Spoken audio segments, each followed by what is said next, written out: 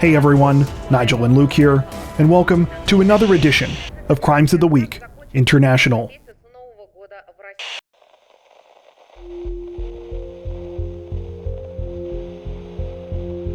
Officials in China's Guangdong province say that they are investigating the aftermath of a disturbing crime after a man allegedly fatally stabbed a young boy while he was on his way to school last week. The incident began just before 8 a.m. on September 18th, when the boy, identified only as a 10-year-old Japanese national, was on his way to the Shenzhen Japanese school. The boy was being dropped off by his mother, and the pair were less than 200 yards from the front gate, when suddenly they were approached by a man they did not know. Without any warning or any kind of provocation, the man reportedly stabbed the young boy in the abdomen. Emergency responders rushed to the scene, and the 10-year-old was immediately taken to a hospital. However, despite the best efforts of doctors, sadly, he died from his injuries early the following morning. The suspect, meanwhile, identified as a 44-year-old by the last name of Zong, was arrested at the scene. Police say that Zong has no stable employment, has previous convictions for other crimes, and admitted to the murder. At the time of this recording, no official motive behind the killing has been released, though officials in China have stated they believe the crime was an isolated incident.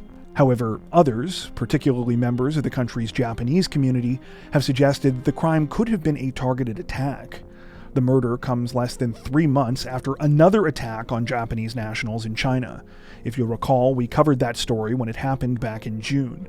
It took place at a bus stop for a Japanese school in the city of Suzhou. In that instance, a mother and daughter, both Japanese nationals, were attacked by a 52-year-old suspect. A Chinese Good Samaritan who attempted to intervene ultimately died from her injuries. Last week's situation is still under investigation at this time, though the Japanese government has demanded answers and signaled that they will be keeping a close eye on further developments.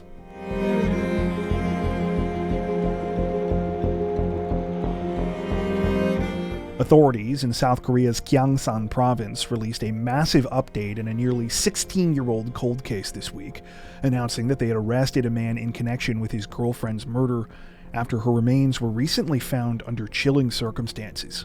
The whole thing began sometime last month when a construction worker was hired to fix a leak at an apartment building in the city of Geoje. While working on a rooftop balcony at the address, he broke through a section of concrete where he discovered a suitcase that had been concealed between some cement bricks. Inside were the remains of a woman.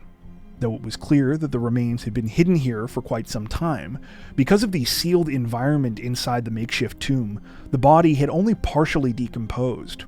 As a result, the woman was able to be identified through fingerprint analysis, revealing that she was a former tenant who had lived in the rooftop studio apartment where the balcony was located. An autopsy also concluded that she had died of blunt force trauma to the head. So far, the woman has only been identified by the initial B. However, police say that she has been missing for years. They also say that they have now arrested her former boyfriend, a man in his 50s, in connection with her murder.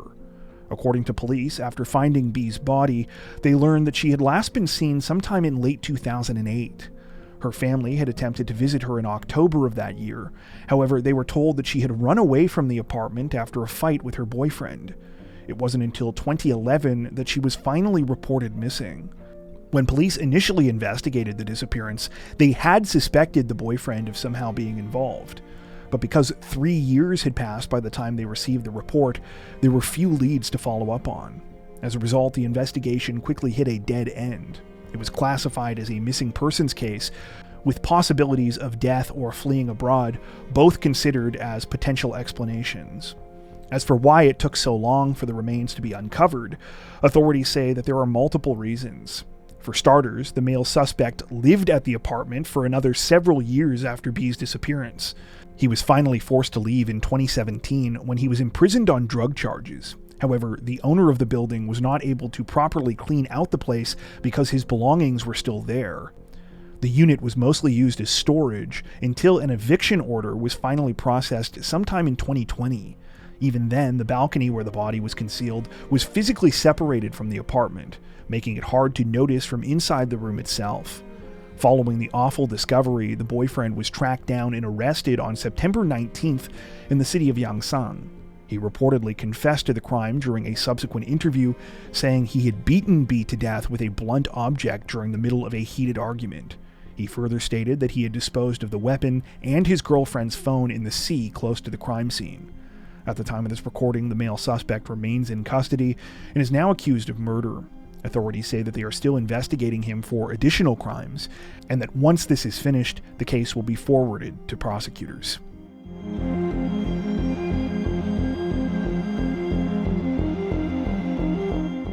Representatives from England's Merseyside police released a surprise update in the death of a 24-year-old woman this week, announcing just hours before the second anniversary of the tragedy that they had now arrested a man on suspicion of her murder.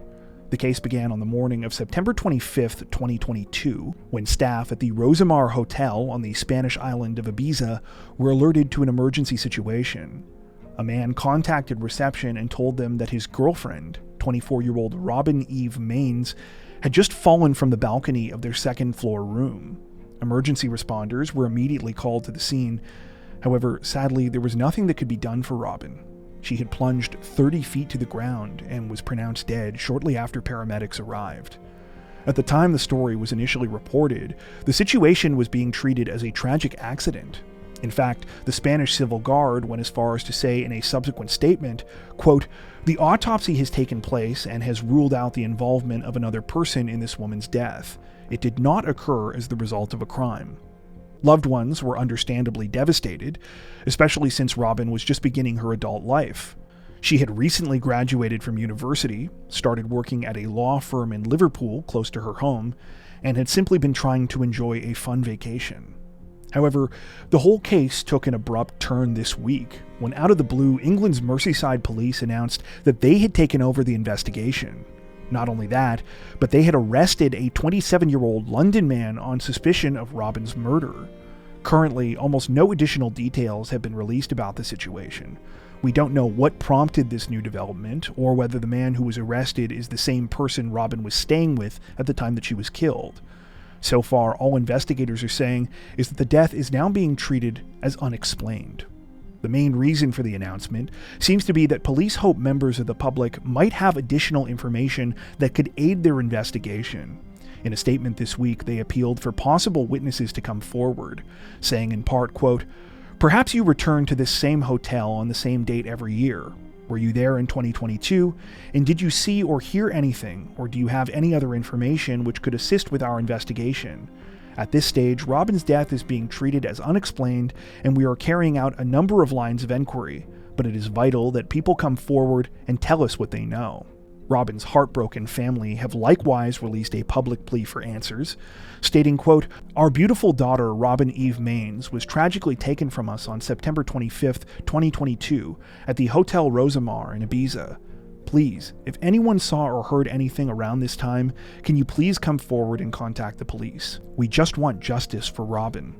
Anyone with information about the case is encouraged to reach out to Merseyside Police or to submit an anonymous tip through Crime Stoppers.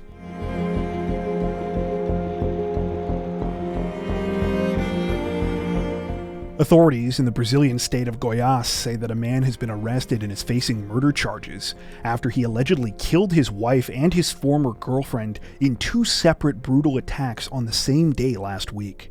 The situation began sometime in the early afternoon on September 19th, when the suspect, 23-year-old city employee Renan dos Santos, reportedly got into a heated argument with his 28-year-old wife, Luana Mireles.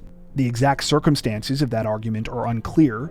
However, according to local media sources, it involved jealousy in the relationship over one of dos Santos' former girlfriends, 22-year-old Ana Julia Ribeiro. At some point, the fight escalated to violence. That's when dos Santos allegedly grabbed a large bladed weapon, which Brazilian media have referred to as a sword, and stabbed and slashed his wife to death.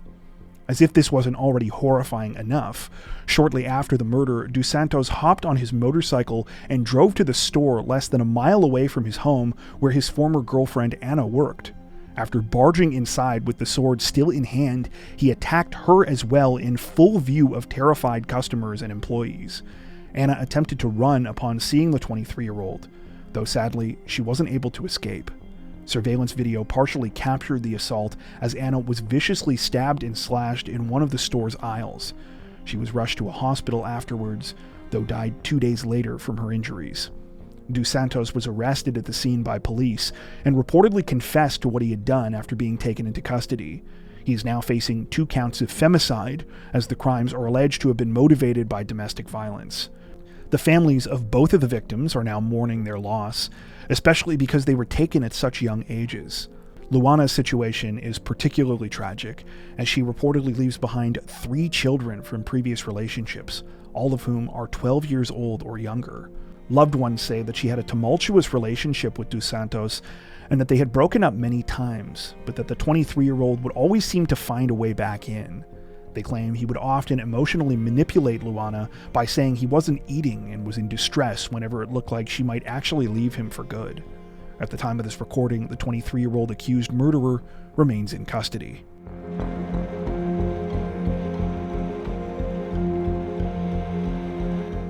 Authorities in the Japanese city of Osaka say that a man remains in custody this week following an incredibly disturbing recent incident in which he allegedly stalked and attacked a young woman after following her home.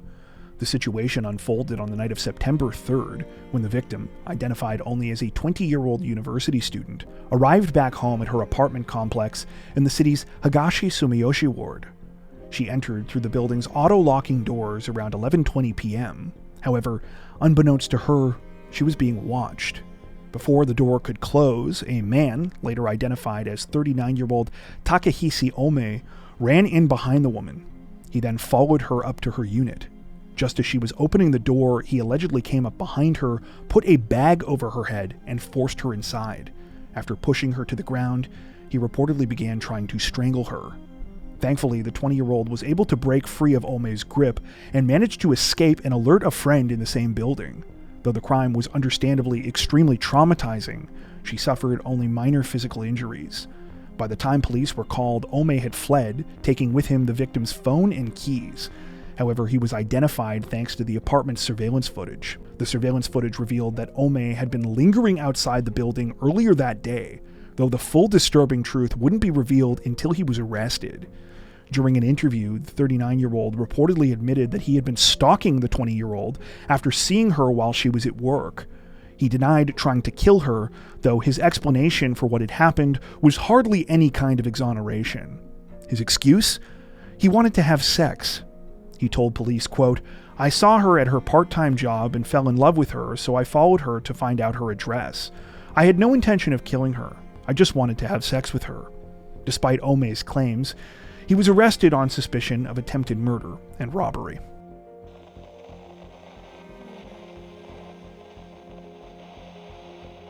Police in the Thai capital of Bangkok say that they are investigating the aftermath of a tragic crime this week, one that also ended up exposing a family's dark secret. The incident began sometime on September 23rd, when police in Bangkok's Bangbon district were called to an apartment with reports of a violent incident.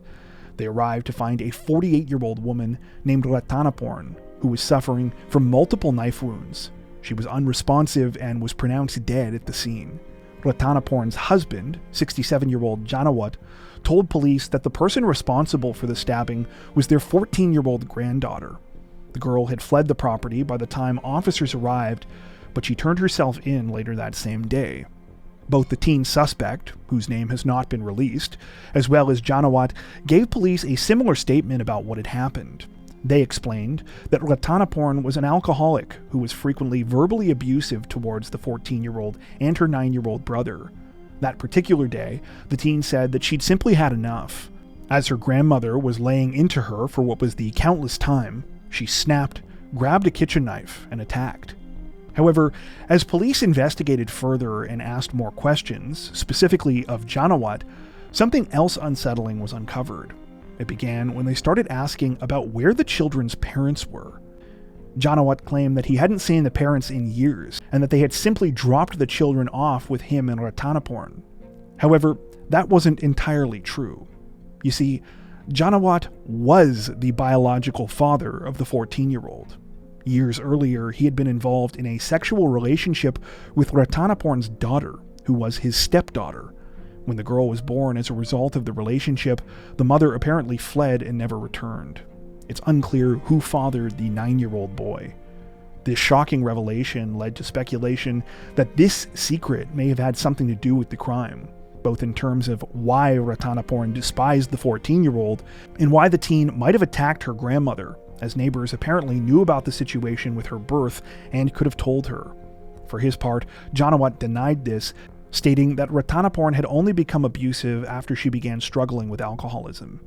At the time of this recording, the 14-year-old suspect remains in custody, though it appears she has not been formally charged. It's unclear where the case will go from here.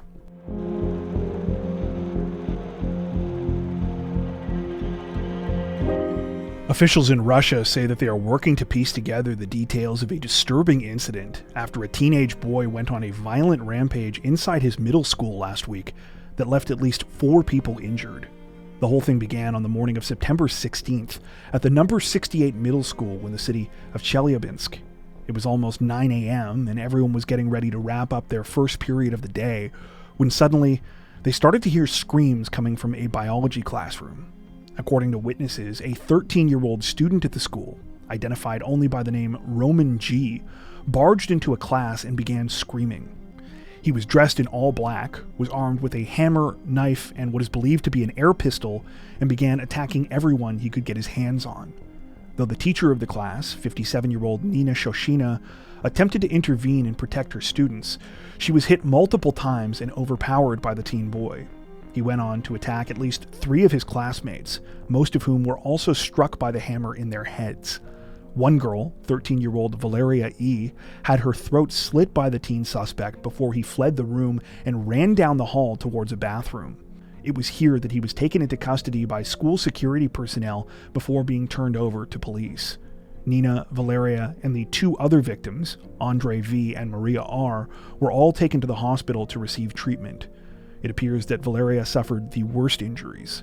She required surgery, and some reports state that she was expected to be put into an induced coma. As for what motivated the shocking attack, so far nothing has been confirmed by police, though several additional details have been released by local media outlets. These sources state that the attack was premeditated and that Roman G had posted disturbing comments on social media shortly before carrying out the crime. Those comments reportedly criticized Vladimir Putin and the school system, reading in part, quote, "Putin has enslaved the population. School was designed to make young children slaves and distract them from the truth of our government. In schools, they will instill what is good and what is bad, but in reality, there is no good and bad, and there is no hell. Our great nation needs freedom of speech." Additional reporting suggests that the 13-year-old had a history of mental health issues, and his father claimed that he had also been viciously bullied in school. However, conversations between the boy and police that were leaked to the media have made the situation even more complicated and unsettling. According to these reports, during discussions with police, the teen allegedly stated that he had initially planned to broadcast the attack online, and that he did it because he wanted to be famous. While Roman G is now facing attempted murder charges, he is not the only one in custody over the crime. Police say that they have also arrested the school's vice principal and the head of the private security company in charge of the building for negligence. Authorities say that they are looking into how the 13-year-old was able to get into the school with his weapons and bypass security without being stopped. It's alleged that he hid out in a bathroom for some time after arriving at the school before barging into his biology classroom. Currently, the situation is still under investigation.